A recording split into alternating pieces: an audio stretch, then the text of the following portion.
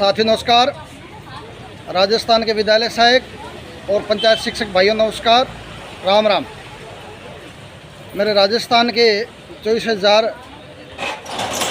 शर्मिंदा शिक्षक भाइयों, आज जिला मुख्यालय पर मैं आबूराम सियाग और हमारे बनवारी जी मडगांव जो एक संघर्षशील साथी हैं, तो आज हमने जैसे ही देखा कि आज जालोर जिला मुख्यालय पर 2 मंत्री आ रहे हैं।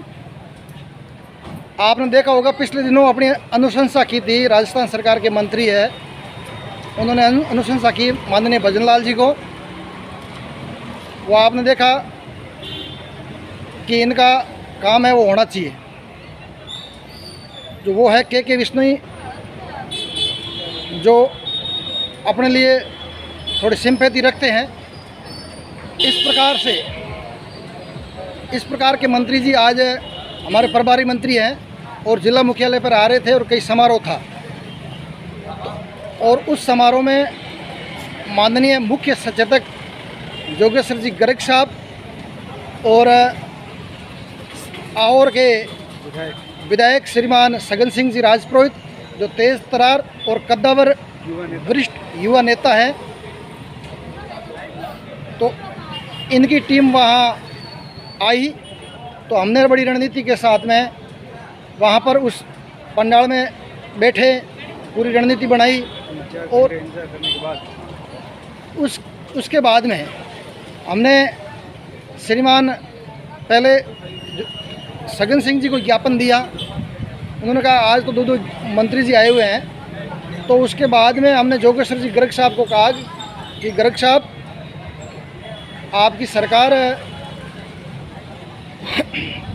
ने मैनिफेस्टो में लिया है और हमारा काम नहीं हो रहा है। तो उन्होंने पहले कहा था कि बिल्कुल इस प्रकार से मैटर है तो मैं दिखाऊंगा, और उसके बाद में माननीय के साहब से मुलाकात हुई। तो के साहब ने को कहा, आपने देखा होगा वीडियो में, मैंने स्पष्ट तौर से कहा कि मंत्री जी, जब आपकी सरकार 9 साल की सेवा मांगती है नियमितीकरण में, और हमने 10 साल 10.5 साल की सेवा दी है, उसके बावजूद भी नहीं हो रहा है, इसका कारण क्या है, ऐसा क्या हुआ? तो मंत्री जी ने कहा कि मैं दिखाऊंगा, अगर इस प्रकार का मैटर है। तो जोगेश्वर जी गर्ग साहब पास में ही खड़े थे, उन्होंने कहा कि ऐसा मैटर है तो मैं दिखाएंगे। सरकार संकल्प पत्र में ले रही है और संकल्प पत्र में वादा करती है, तो मंत्री जी स्पष्ट तौर से कह रहे हैं कि अगर संकल्प पत्र में लिया है तो आपका काम होगा। मैं कहूँ सर, ऐसे पिछली सरकार ने भी लिया था मैनिफेस्टो में। तो फिर दूसरे राउंड की और वार्ता की। उन्होंने कहा कि हम वहाँ जाएंगे, तो वहाँ पर दोबारा हमने और प्रयास किया और वहाँ पर कहा कि भी आप हमसे मिलना। तो इससे स्पष्ट है कि अपन को इनका पीछा करके काम निकलवाना पड़ेगा। हमने स्पष्ट तौर से कहा था कि न तो हमारे पद सर्जित हो रहे हैं और न इस प्रकार से अधिकारी गोल जवाब दे रहे हैं, और आगे आचार संहिता है। तो साथियों, मेरी गुजारिश है आप लोगों को कि आप बिंदास होकर घर मत बैठो। बिंदास होकर घर अपन बैठे थे पिछली बार, तो अपन ने परिणाम देखा था। जब तक अपने काम कुछ हाथ नहीं लग जाए तब तक अपन को सक्रिय रहना है। आपने देखा होगा जिस प्रकार भर्तियां आने के बाद में वही भर्तियां रद्द हो जाती हैं, तो अपने तो अब तो है ही क्या, कुछ नहीं है। तो इन कामों के आधार पे आप बिंदास मत होइए और इन सरकारों से जैसे तैसे करके ये काम करवा लो। मेरी आपसे गुजारिश है कि आप सभी लोग जहाँ भी ये मंत्री दिखे, आप इनके टेंटों में, इनके पंडालों में घुस जाए, इनसे जवाब तलब करें और कहे कि भी ऐसा क्यों हो रहा है। ये राज्य सरकार के मंत्री बड़ी बड़ी बातें करते हैं पहले मंचों के माध्यम से, और जब काम की बारी आती है तो इनके पास में कोई जवाब नहीं रहता है संतुष्टिपूर्ण। गर्ग साहब को भी हमने कहा था कि साहब, पहले आप कह रहे थे कि मैं एमएलए बन जाऊँगा तो मैं ऐसे कर दूँगा, आप मंत्री बन गए और मुख्य सचेतक बन गए। इसके बावजूद भी हम दर की ठोकरें खा रहे हैं जालोर के बंधु, और हर ये बातें मैंने पर्सनल उनको बात बताई और एक एक बात के बारे में ज्ञापन दिया, हमारा काम होना चाहिए। तो बंधुओं, इस प्रकार से राजस्थान की हर विधानसभा में कि एमएलएज हैं तेज़ तरार या फिर मंत्री हैं भजन लाल जी के ऊपर दबाव बनाइए कि सरकार 9 साल का अनुभव मांग रही है और हम 10 साल दे रहे हैं, आपको 10.5 साल दे रहे हैं, और जबकि हमारा विद्यार्थी मित्र का तो 6 साल का वो अलग ही पड़ा है। तो इस प्रकार से आप धोखे मत करिए। तो ये आप बार बार जवाब करो।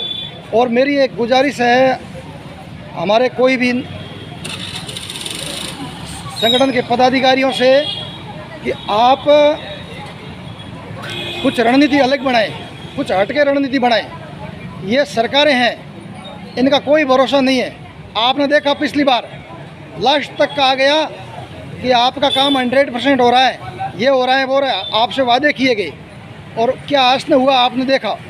तो मित्रों, जब तक काम नहीं हो जाए आप संतुष्टिपूर्ण मत बैठो घर पे, आप निकलो, जहाँ भी हो निकलो, कैसी बरसात हो या कैसा भी मौसम हो आप निकल जाओ।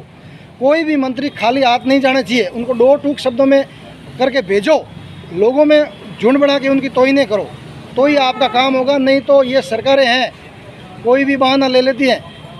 तो आप सभी वरिष्ठ साथी आम लोगों से सबसे निवेदन है कि आप बहुत अच्छा प्रयास करें और कुछ रणनीति में भी बदलाव करें।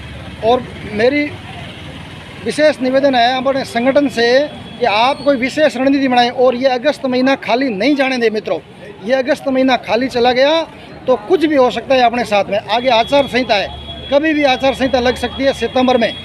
तो इसलिए मित्रों, अपन को किसी पे भरोसा नहीं करके अपन को बार बार संघर्ष करना है, इनके नुमाइंदों को घेरना है, चाहे सीएम साहब हो, चाहे शिक्षा मंत्री जी हो। शिक्षा मंत्री जी के ऊपर अपने एमएलए से दबाव बनाइए। ये सभी लोगों का काम है, ये किसी व्यक्ति विशेष का काम नहीं है। आप सब लोग घरों से निकलोगे और जैसे ही छुट्टी होती है, जहाँ भी आपको दिखता है कि आज 1 बजे के बाद में अपना यही काम है, कि चाहे कितनी भी दूरी हो, कितना भी संघर्ष हो, आप संघर्ष करिए मित्रों।